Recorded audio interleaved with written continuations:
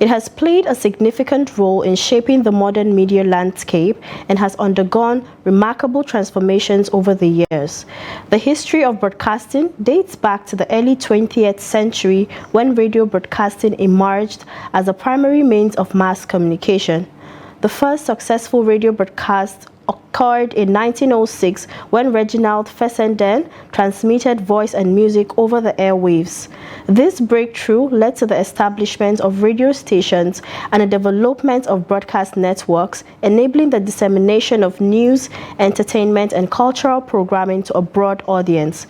In the 1930s, television emerged as the next major advancement in broadcasting. Television broadcasting brought moving images into people's homes, revolutionizing the way information and entertainment were consumed. Initially, television broadcasting was limited to black and white imagery and had limited programming options. However, with advancements in technology, color television, and an increase in the number of channels, broadcasting began to expand rapidly. The introduction of cable and satellite television in the 1970s and 1980s further revolutionized broadcasting. Cable television allowed for the delivery of a vast array of channels, catering to diverse interests and preferences. It provided viewers with more choices and created specialized programming such as news channels, sport networks, and dedicated movie channels. Satellite television expanded the reach of broadcasting globally, making it possible for viewers around the world to access international channels and content. The late 20th century witnessed the rise of digital broadcasting, which brought about significant changes in the industry. Digital technology allowed for the transmission, reception, and storage of high-quality audio and video content in a more efficient manner. It enabled the development of high-definition television (HDTV), enhancing the viewing experience with superior picture and sound quality. Moreover, the advent of the internet and the rise of streaming services transformed the broadcasting landscape yet again. With the widespread availability of high-speed internet connections, platforms like YouTube, Netflix, Amazon Prime Video, and Hulu emerged, offering on-demand access to a vast library of content. This shift in consumer behavior from traditional broadcasting to online streaming contributed to the concept of cord-cutting, where viewers increasingly rely on internet-based services rather than traditional cable or satellite subscriptions. Furthermore, social media platforms have played a significant role in the evolution of broadcasting. Platforms like Facebook Live, Instagram Live, and Twitter's Periscope have provided individuals and organizations with the ability to broadcast live video content directly to their followers, creating new opportunities for real-time engagement and interaction. In recent years, broadcasting has continued to evolve with the introduction of over-the-top OTT services, which deliver content directly to consumers over the internet without the need for traditional broadcast infrastructure. OTT platforms like Disney+, HBO Max, and Apple TV+ offer a wide range of programming choices and have become major players in the media industry. Overall, broadcasting has emerged from its humble beginnings as a radio transmission to become a complex and diverse ecosystem of audio and visual content delivery. Technological advancements, the internet, and changing consumer preferences have continuously reshaped the broadcasting landscape, offering viewers greater choice, convenience, and interactivity.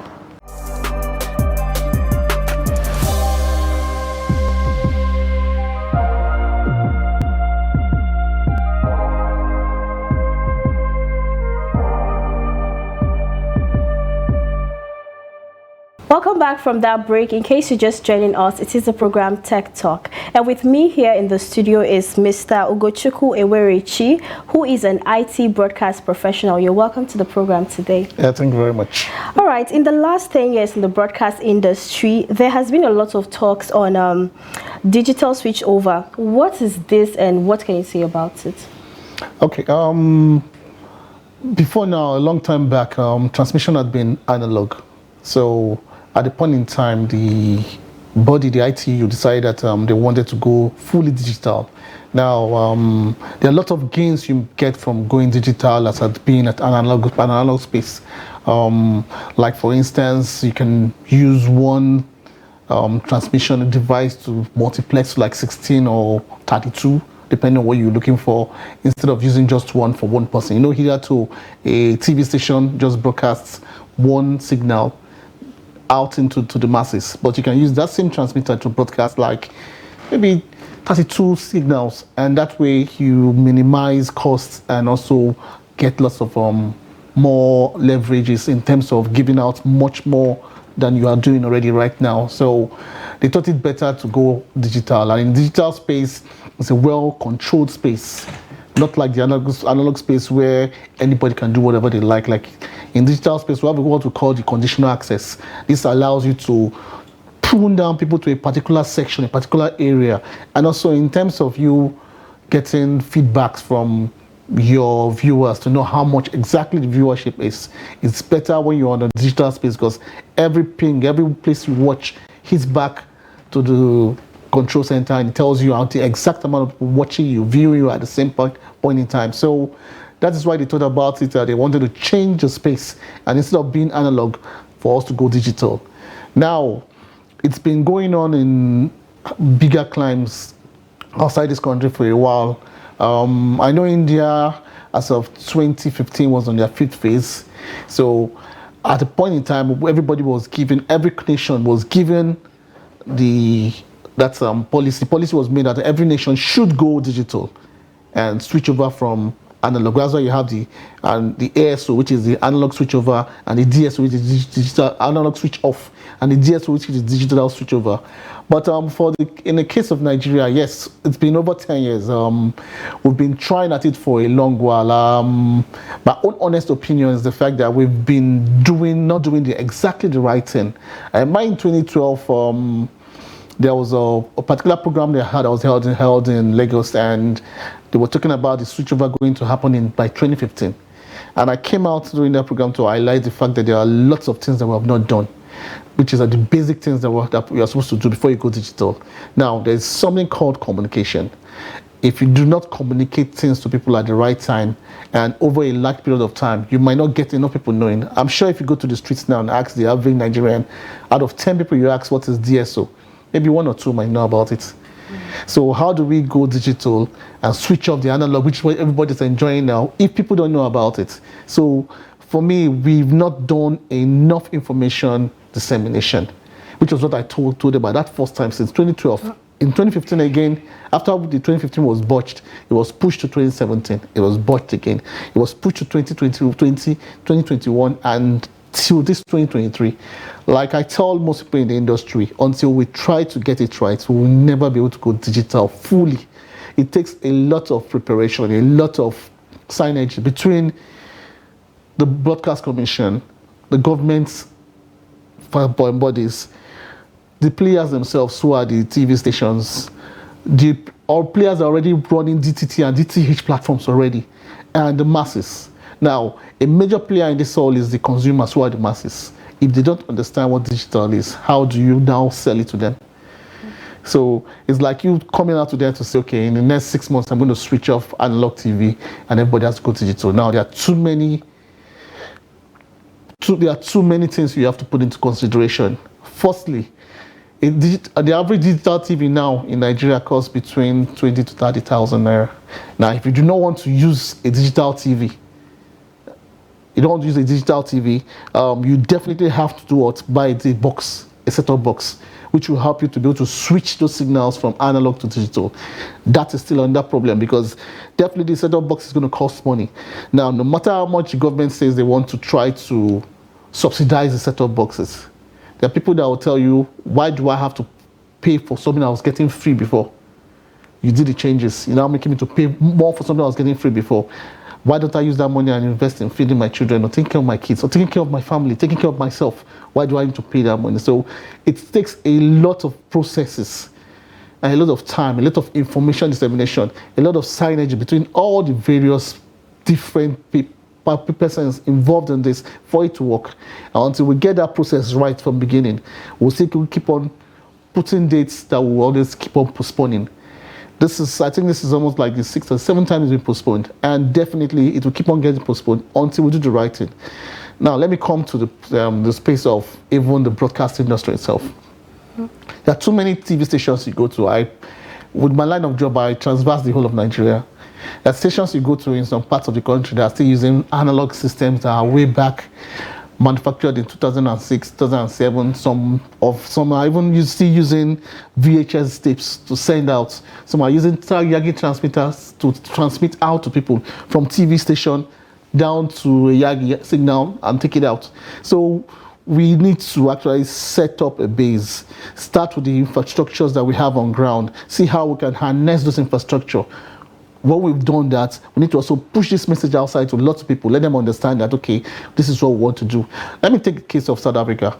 Okay. When they wanted to go digital, they found out that they were not getting anywhere. So they employed most of these influencers. There's a particular influencer who used to do some cartoons, some very good caricature cartoons, and it was getting so popular. They employed people like that to be able to get the message out there. In Nigeria, I don't think we've had anybody calling an influencer, talking to musicians, talking to some of the celebrities to come out, and because these people are people listen to. Yeah. So you need that information out there. If you don't have the information, imagine waking up this morning in maybe Kutungi, maybe Bawa, or maybe in Onitsha, in a place like Oshogbo, and you can't see any signal on your TV again. You start wondering, is it a technical problem? Because you don't have the information at hand to tell you that, okay, we're switching off from analog to digital. So until that information is spread around and people start to understand the need and the necessity and also the advantages of digital over analog transmission, we're still not started. Then again, ask yourself a question. Now, lots of stations already have their own broadcast system. They have their transmitters. They have their transmission equipment. They are pushing out to different places, both cable, DTT, DTH, and terrestrial. Now, all those equipment they have and the infrastructure they built on, with the manpower they have, what do you do with those manpower? It's supposed to be a phased program, not just once and you say people should stop. These people have invested so much, so people will lose billions of naira because they have to now phase out their system. Then again, think about this. Let's say I'm a TV station. I used to produce my own content. I used to broadcast my own content through my transmission equipment. Now, you want me to drop all the things I've built up inside my transmission room, all the broadcasts that I have, and all I'll need to do now is just to provide content that will be carried by somebody else.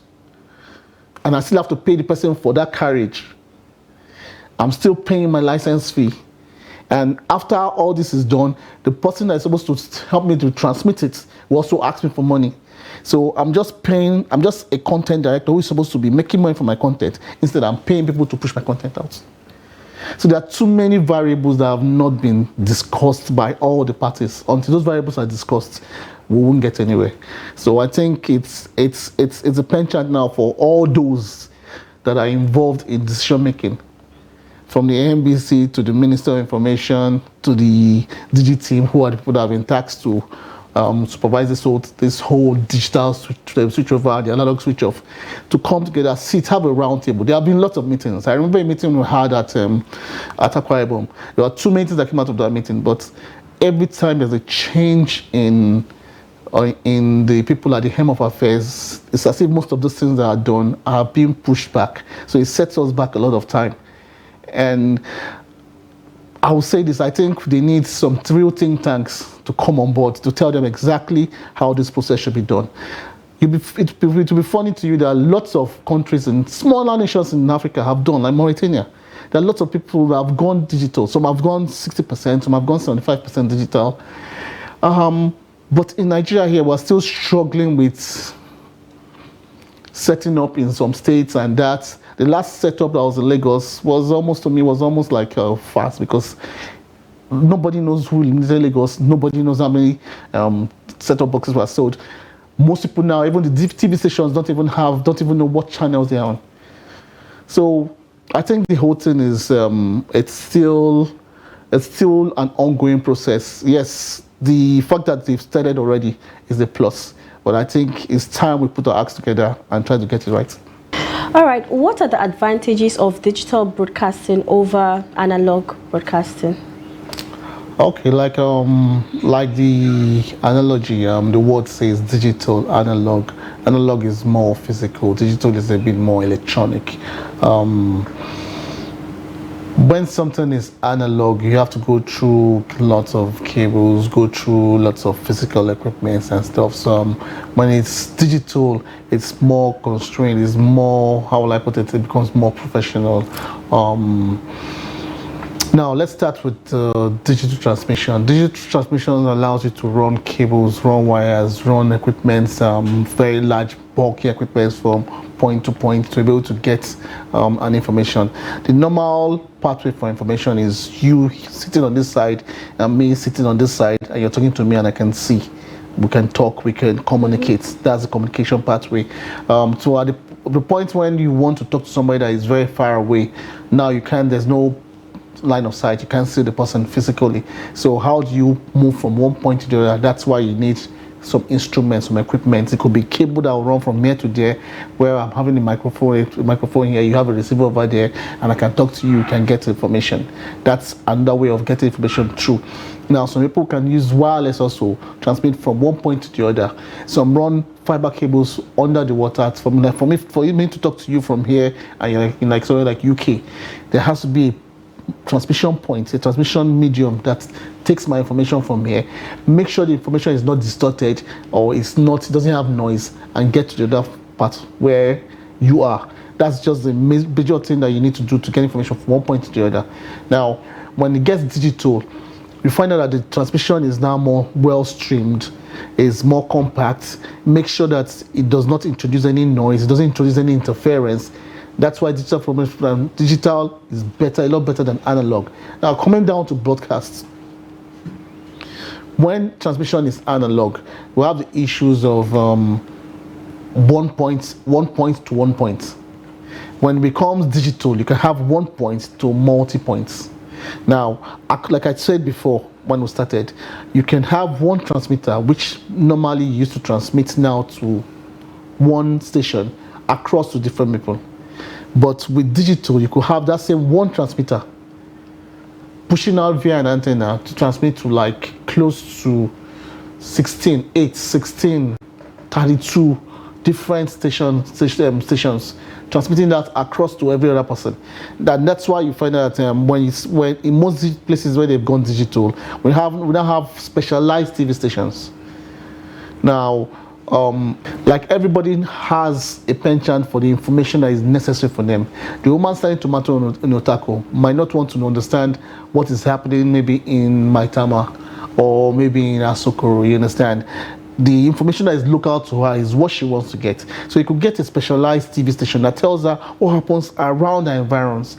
That's why now they said information has come closer to you, closer to your doorstep, so you can grasp what exactly you want, as at not the general TV station where we have analog, where somebody is showing you sports today, showing music tomorrow, and at the next point is showing you news, next point is showing you health talk, is showing you this talk. But when you come to digital stations, you find that most people are now a little bit compartmentalized. Like you have NTA News, NTA Sports, NTA International. You have some other stations that will specialize. Let's say they want to in children's programs. You have stations that are specializing in music alone. Stations that are specializing in different specific fields of or strata of life. And that's what digital does to you. So instead of me coming out to say I'm a general lifestyle station now, I can use the same transmitting equipment that I'm using once it's digital to push out like 16 stations to everybody. So everybody now knows, you now choose what you want to watch. Because if you check it basically, if you have most of the general stations, now that's why they say the average span of people's attention to TV has fallen down to like 3 hours. It used to be 3 hours 17 minutes. Now it's falling down to 2 hours 51 minutes out of 24 hours in a day, and it's still going to fall more because as of this 2023, it's 2 hours 51 minutes. By 2021, it was 3 hours 17 minutes. So it's still going to fall more because people's attention and to details when it comes to watching signals is reducing more. Check what these influencers do on TV, most of this TikTok and the rest of them, Facebook, on Instagram and co. They get you 60 seconds of fun, and people are addicted. You see 200,000 views, 1 million views, because that 1 minute is enough span for them to be able to check what they want. If you watch most of those Gen Zs these days, if you bring anything that is more than 2-3 minutes, their attention swings, and they don't get to watch. If you do a write-up without a video or maybe a picture of more than 5 sentences, you lose them. You understand? So that's what digital makes you to specialize, and also reduces the amount of time you spend on different things. And so you're specific. If you love sports, you watch sports. You love music, stay on music. You want to have children's program, you stay on children's program. That's one of the effects of what digital is going to do to you. Now again, like I told you, digital helps you to stream what you have in such a way that it does not get lost. No information get lost from one point to the other. So it keeps your information well. Unlike analog, that's why you have disappearing signals. Like if your transmitter is here now, there's some people maybe that might not be able to get your signals very well because of deflection, reflection, and all kinds of rocks and water that has to go through, and the fact that you might not have line of sight.